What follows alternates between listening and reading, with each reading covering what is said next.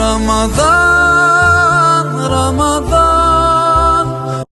അസ്സലാമു അലൈക്കും വറഹ്മത്തുള്ളാഹി വബറകാതുഹു.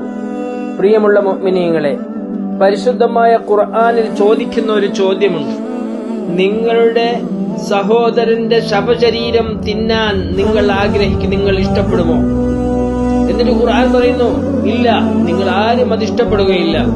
പ്രിയമുള്ളവരെ, ഇതുപോലെയാണ് തന്റെ സഹോദരന്റെ ശവശരീരം തിന്നുന്നത് പോലെയാണ് അവനെ കുറിച്ചുള്ള ഏഷണി പറയുന്നത്, ഗീബത്ത് പറയുക എന്നുള്ളത്.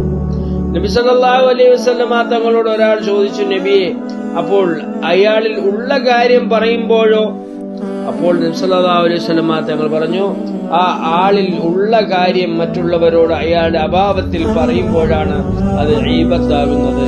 അപ്പോൾ ചോദിച്ചു, നബിയെ, ആ ആളിൽ ഇല്ലാത്ത കാര്യമാണെങ്കിലോ?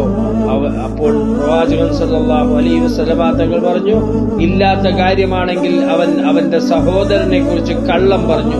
പ്രിയമുള്ളവരെ, പരിശുദ്ധമായ റമദാനിൽ സംസാരത്തെ സൂക്ഷിക്കാൻ നമ്മുടെ നാക്കുകളെ പരിശീലിപ്പിക്കുക. അതിനുള്ള നല്ല സമയമാണ് പരിശുദ്ധമായ റമദാൻ. അല്ലാഹു നമ്മെ അനുഗ്രഹിക്കുമാറാകട്ടെ.